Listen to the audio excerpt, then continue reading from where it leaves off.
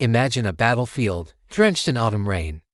On one side, the flower of French chivalry, knights clad head-to-toe in shining plate armor, confident and proud. On the other, a weary, sick, and starving English army, outnumbered at least 3-1. In just a few short hours, the world would change forever. This wasn't just a battle, it was the death rattle of an entire age. This is the story of Agincourt. The year is 1415. The 100 Years' War between England and France rages on. The young and ambitious King Henry V of England has invaded France to press his claim to the French throne. But his campaign has been a disaster. After a grueling siege at Harfleur, his army is decimated by disease, primarily dysentery. With winter approaching, Henry decides to march his exhausted troops to the English-held port of Calais, a desperate retreat. But the French, smelling blood, have raised a massive army to block his path. Near the castle of Agincourt, they finally trap the English. The stage is set for a confrontation that no one, especially the English, expects to survive. The night before the battle, the mood in the two camps couldn't have been more different. The French camp was a carnival of confidence. They were so certain of victory that they spent the night feasting, gambling, and arguing over who would get to capture which English noble for a hefty ransom. They saw Henry's small army not as a threat, but as a prize to be taken. Across the field, the English camp was silent, somber. The men were cold, hungry, and terrified. They confessed their sins, preparing for death. King Henry, however, walked among his men, offering words of encouragement. He famously told them that he would rather die on that field than be captured for ransom, and that they, the few, the band of brothers, would share in a glory that would last forever. As dawn broke on October 25th, St. Crispin's Day, the battlefield was a quagmire. Heavy rain had turned the freshly plowed farmland between the two armies into a deep, soaking sea of mud. This would prove to be a crucial and fatal factor for one side. The French army was a magnificent, if unwieldy, force. They had tens of thousands of men, including the most elite knights in Europe, bristling with lances and banners. Their plan was simple: a massive, overwhelming cavalry charge to smash the English line, followed by the main body of dismounted knights to mop up the survivors. The English, by contrast, had perhaps only 6,000 men, and a staggering 5,000 of them were not knights, but common-born archers. These weren't men in shining armor. They were yeomen, peasants, armed with a weapon that would redefine warfare: the English longbow. Standing over 6 feet tall and made of yew wood, this bow was a medieval machine gun. In the hands of a skilled archer, it could fire up to 12 arrows a minute, with enough power to pierce through a knight's armor at close range. Henry, a brilliant tactician, knew his only chance lay with these men.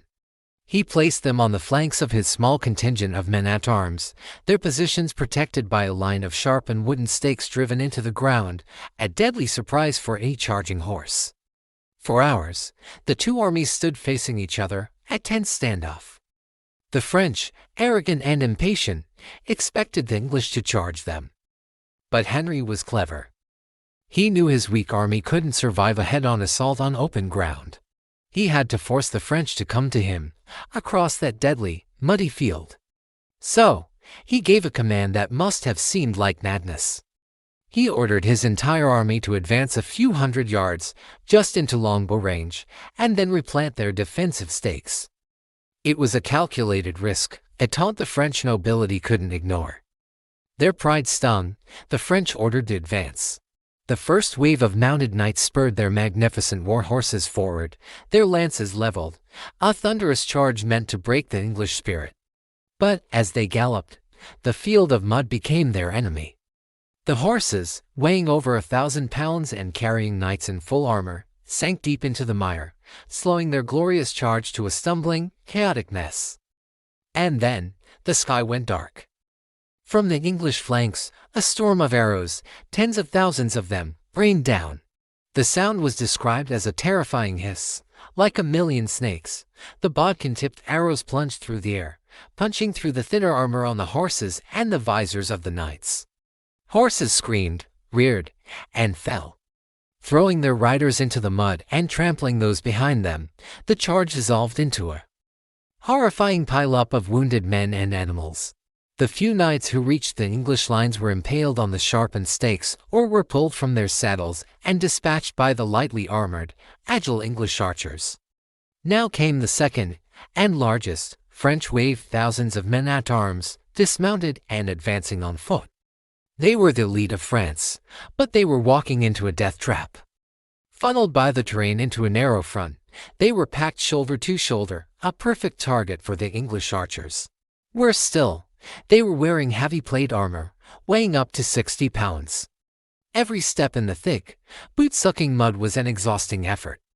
As the arrow storm continued, men fell, and those behind tripped over them, creating a gruesome, writhing pile of bodies. The press of men from the rear was so great that many in the front were crushed or suffocated without ever even seeing an English soldier.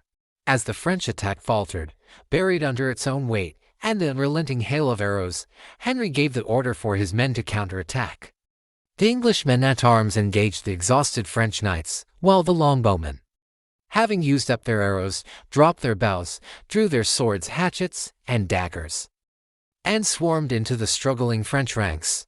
They were nimble and unburdened by heavy armor, easily dancing around the heavily armored French knights who were stuck in the mud, barely able to stand, let alone fight. What followed was not a noble combat of chivalry, but a brutal, desperate slaughter. The English showed little mercy, killing or capturing thousands. The Battle of Agincourt was a victory of staggering proportions for the English. They had lost only a few hundred men, while French losses numbered in the thousands, including a huge portion of their nobility. The battle was a tactical masterpiece, but more importantly, it was a historical turning point. It proved that a disciplined army of common soldiers with superior technology, the longbow, could defeat a numerically superior force of elite, armored knights. The age of the knight, the symbol of the medieval world, was over. Chivalry and noble birth had been rendered obsolete by mud and arrows. Agincourt marked the beginning of the end for the Middle Ages. It demonstrated that military power was shifting away from the aristocratic warrior and toward the professional, state-sponsored army. The gun had not yet dominated the battlefield, but the longbow at Agincourt was its terrifying herald, a weapon of the common man that could fell a duke. It was a lesson written in blood. In the grand story of history, it is often not tradition or valor, but innovation and adaptation that ultimately determine who stands victorious on the battlefield. The world after Agincourt would be a very different place. Thanks for joining us on this journey back in time. If you found this story of medieval upheaval as fascinating as we do, please hit that like button, subscribe to the channel for more deep dives into history's most pivotal moments, and ring that notification bell so you never miss an episode. Let us know in the comments what historical battle you'd like to see us cover next. Until then, stay curious.